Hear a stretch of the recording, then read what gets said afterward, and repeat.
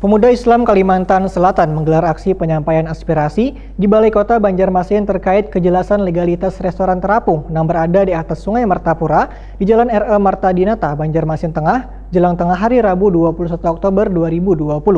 Selain itu juga, Pemuda Islam Kalimantan Selatan mendatangi kantor DPRD Banjarmasin, Wan Mapolda, Kalimantan Selatan. Untuk kabar lengkapnya, mari kita simak yang satu ini.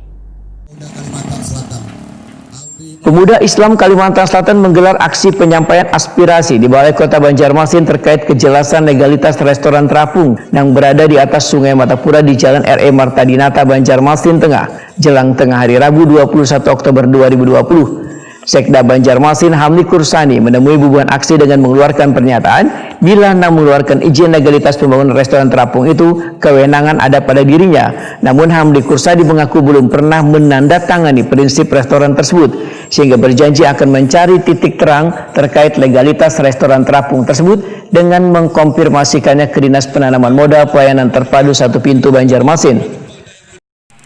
Dulu menyampaikan permohonan maaf Pak PLT Wali Kota tugas keluar daerah, sehingga saya yang tanggung jawab.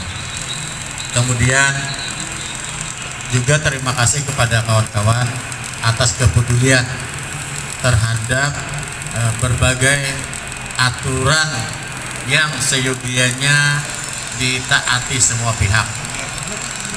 Nah, terhadap permasalahan katakan tanda petik yang restoran terapung yang dikelola oleh informasinya gabungan koperasi,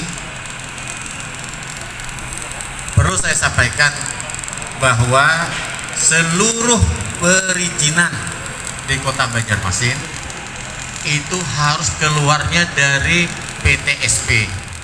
Sementara itu, Ketua Pemuda Islam Kalimantan Selatan Muhammad Hasan menyatakan tempat tinggal warga yang berada di bantaran sungai digusur, tapi bangunan restoran terapung ini tetap dibiarkan.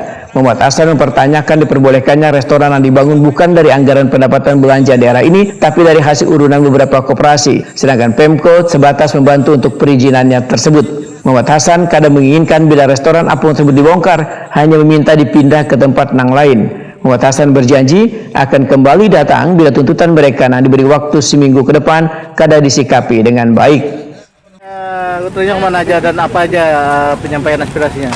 Jadi yang pertama penyampaian aspirasi kita tadi di Wali Kota Banjarmasin, setelah itu kita lanjutkan dengan DPRD Kota. Dan yang terakhir kita di Mapolda Kalimantan Selatan.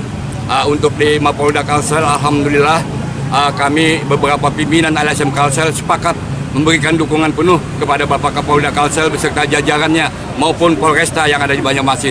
Karena mana apa yang dilakukan beliau dalam rangka melaksanakan tugas selalu santun dan selalu bijak, sehingga suasana selalu damai dan aman.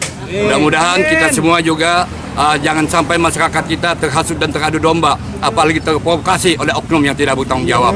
Dan juga kita sampaikan bahwa apabila ada masukan dan informasi mengenai adanya pemilu kada ini, hendaknya semua informasi yang belum tentu kebenarannya untuk tidak diindahkan oleh Bapak Kapolda Kalsel.